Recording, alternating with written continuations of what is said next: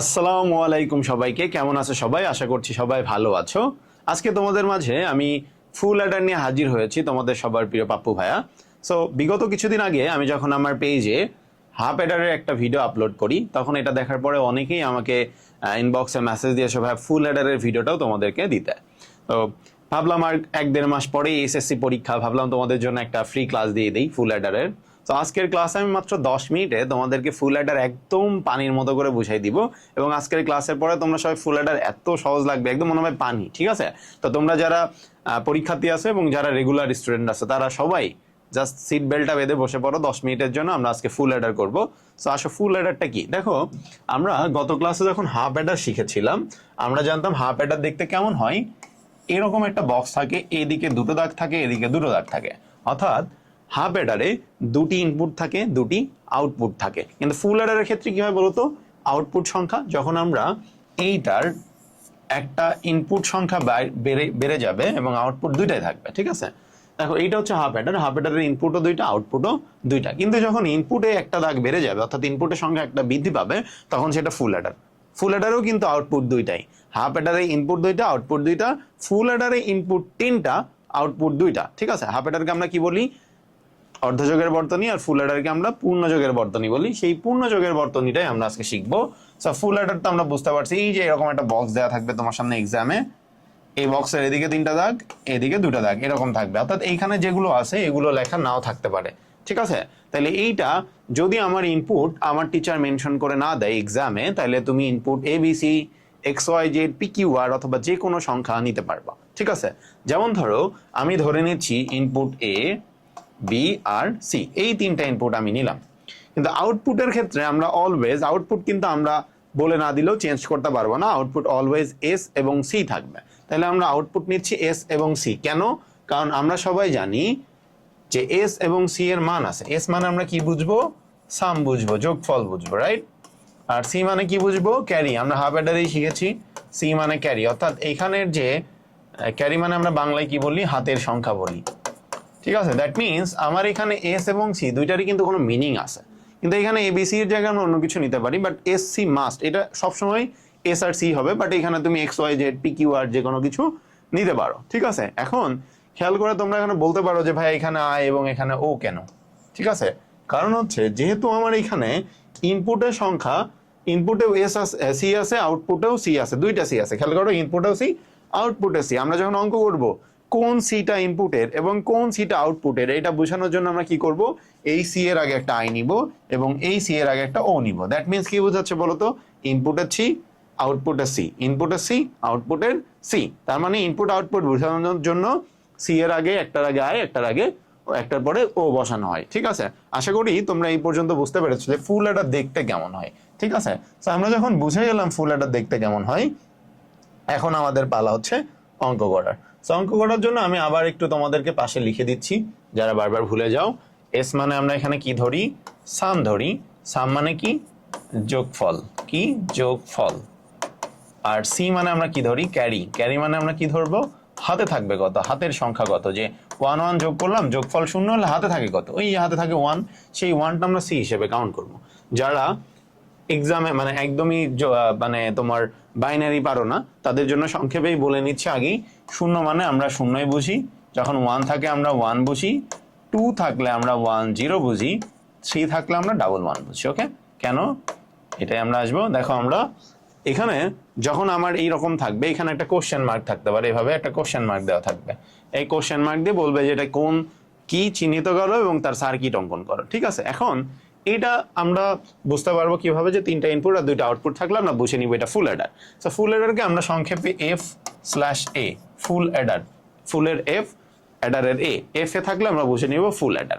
এখন এইটা তো আমার কোশ্চেনে দেয়া থাকবে, দিস ইজ মাই কোশ্চেন। তো আমরা কোশ্চেন বোঝার পরে আমরা কি করব? কোশ্চেন যখন বুঝবো, এখন আমরা প্রথমে করবো হচ্ছে সত্যক সারণী। এখন সত্যক সারণীতে ঘর কয়টা হবে? দেখো, আমার ইনপুটের সংখ্যা তিনটা, তাহলে আমরা 2 এর পাওয়ার কত দিব? 3 দিব। কারণ আমরা জানি rules 2 to the power n, আমার যতগুলো ইনপুট হবে n এর মান তত হবে। যেহেতু ইনপুট আমার তিনটা, তাহলে আমার 2 এর পাওয়ার 3 দিলাম, তাহলে 2 পাওয়ার 3 করলে কত হয়? 8। তাহলে আমার সত্যক সারণী করতে গেলে নিচে ঘর লাগবে কয়টা? 8টা ঘর। তাহলে আমরা এখানে 8টা ঘর নিয়ে নিচ্ছি। ঠিক আছে? আর একটা আমরা এক্সট্রা নিব কিসের জন্য বলতো, টাইটেলের জন্য। তাহলে টোটাল 9টা ঘর আমরা এখানে নিয়ে নিব।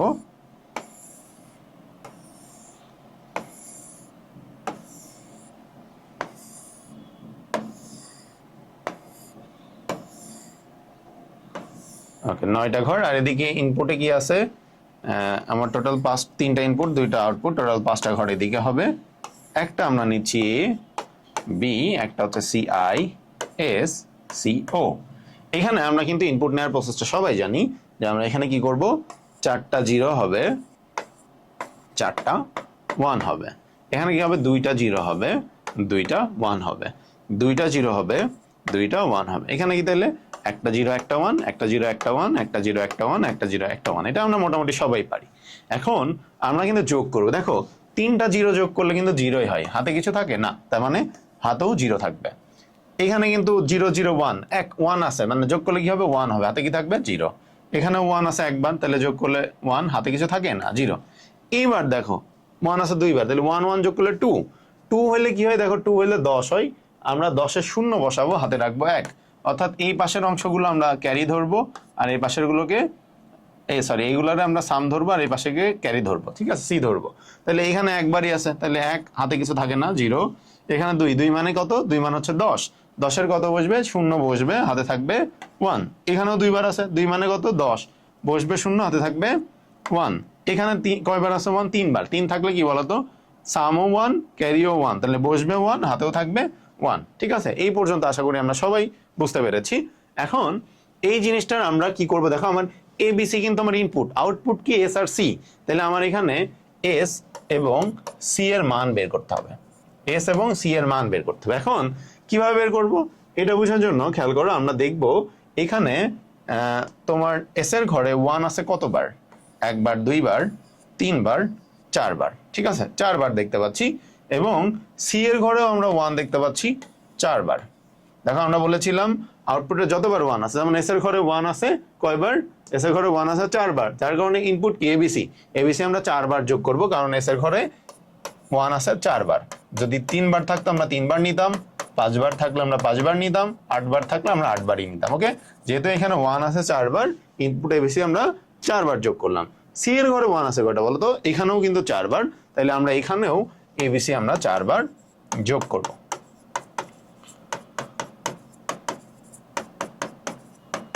ওকে, এখন আসো পরের পার্টটাতে। খেয়াল করো এখানের এই যে প্রথম 1, এই 1কে যদি আমি বামে নিয়ে চলে আসি, আমার এতে 0, বিতে 0, সিতে 1, তাই না? শূন্য আছে কোথায়, এতে এবং বিতে। সিতে কি শূন্য আছে, নাই।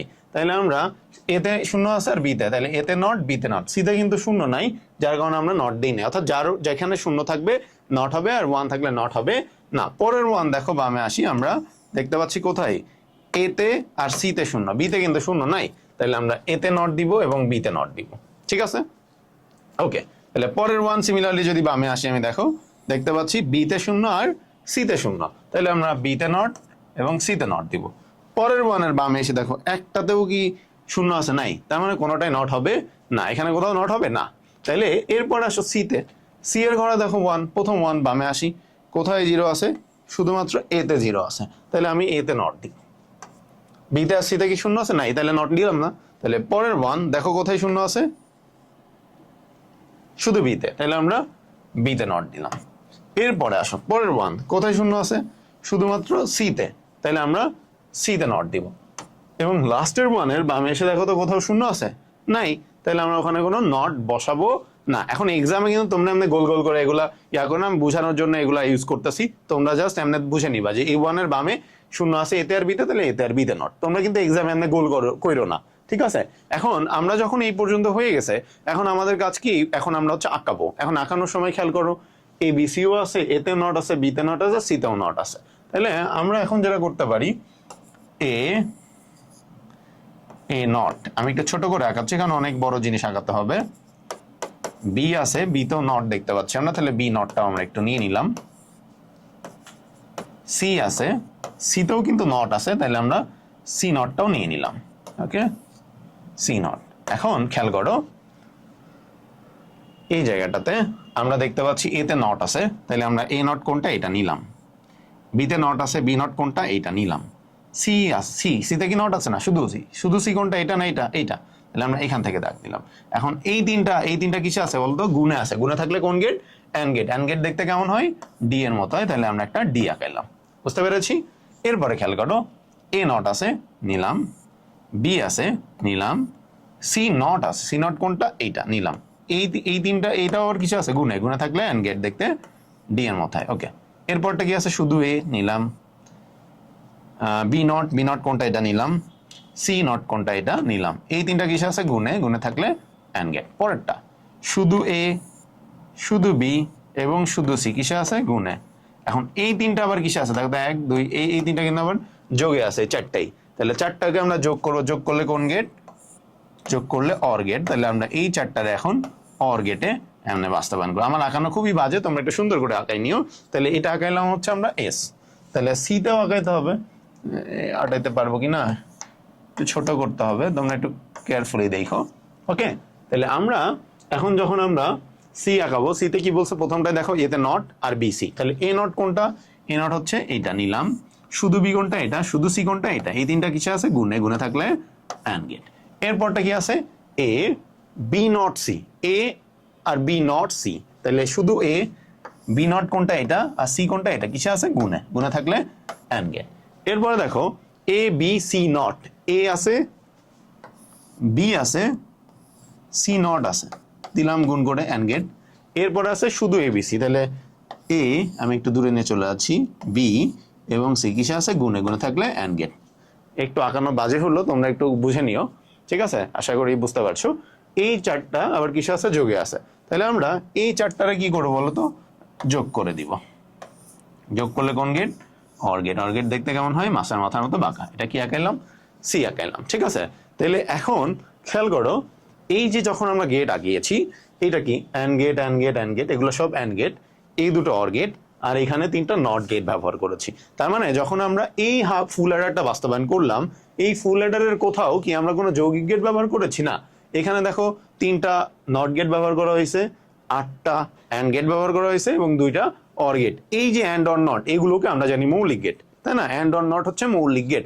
এখন তার মানে এই গেট বাস্তবায়ন করার সময় আমরা কিন্তু অন্য কোনো গেট ব্যবহার করি না, সবগুলো কি ব্যবহার করেছি, অর গেট, মানে মৌলিক গেট। তাহলে আমরা এখানে লিখতে পারি, এটা নিচে লিখবা, কি লিখবো আমরা, মৌলিক গেট দিয়ে, মৌলিক গেট দিয়ে, মৌলিক গেট দিয়ে আমরা কি করলাম, ফুল অ্যাডার বাস্তবায়ন করলাম। মৌলিক গেট দিয়ে ফুল অ্যাডার বাস্তবায়ন। একটু সময় বেশি নিয়ে নিচ্ছি কারণ একটু ভেঙে বলতেছি, কারণ অনেক আগে তোমরা হাফ অ্যাডারের ক্লাস করেছো, অনেক কিছু ভুলে যেতে পারো, যার কারণে একটু ভেঙে বললাম। ওকে, তাহলে আমরা এই পার্টটা শেষ করছি, পরের পার্টে চলে যাচ্ছি আমরা। এইবার আমরা একটু লিখে নিই, আমরা এখানে এস এর মান কি ছিল, আমরা এস এর মানটা একটু লিখে নিচ্ছি আবার।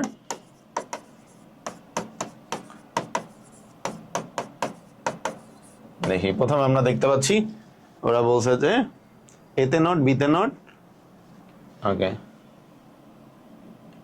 এতে নট, বিতে নট, এটা এতে নট আর সিতে নট। তারপরটা কি বলেছে, তারপরটা বলছে হচ্ছে বিতে আর সিতে। ওকে, এবং লাস্টের গুলো এতে নট, বিতে নট, সিতে নট। ওকে, আমি এটা পারবো, বি নট, সি নট, এবং লাস্টেরটা নট হবে না।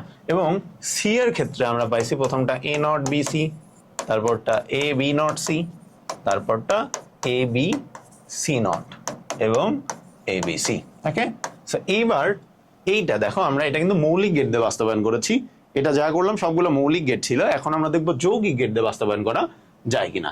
এখন যৌগিক গেট দিয়ে বাস্তবায়ন করতে গেলে আমরা একটু সরল করতে হবে। সরল করার সিস্টেম দেখো, আমরা এখানে কি কমন যাচ্ছে, এটার মধ্যে দেখো এ নট কমন যাচ্ছে, তাহলে আমরা এ নট নিলাম। তাহলে থাকতেছে কি, ওর বি নট সি, আর ওর কি থাকতেছে, বি আর সি নট। এখানে এর মধ্যে কি কমন যায়, শুধু এ কমন যায়, তাহলে কি থাকে, B not C not plus ওর কি থাকে, বি আর সি।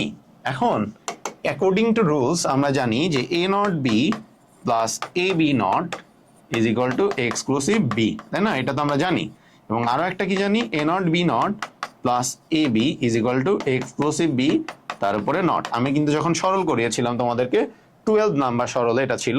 এখন দেখো এইটা এখন যেহেতু আছে, এইটারে আমরা কি লিখতে পারি দেখো, এইটার সাথে কিন্তু আমরা এই যে 1 নাম্বার রুলস এবং এটার সাথে 2 নাম্বার রুলস মিলে যায়। দেখো এ নট বি, ওর আছে শুধু বিসি, বি নট সি, আর ওর কি আছে এ বি নট, ওর আছে বি সি নট, সিমিলার জিনিস। ওকে, তাহলে এখানে আমরা কি লিখে নিতে পারি, এখানে আমরা লিখতে পারি বি এক্সক্লুসিভ সি।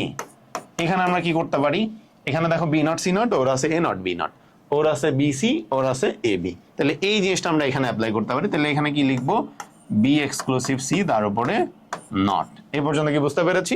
আশা করি বুঝছি।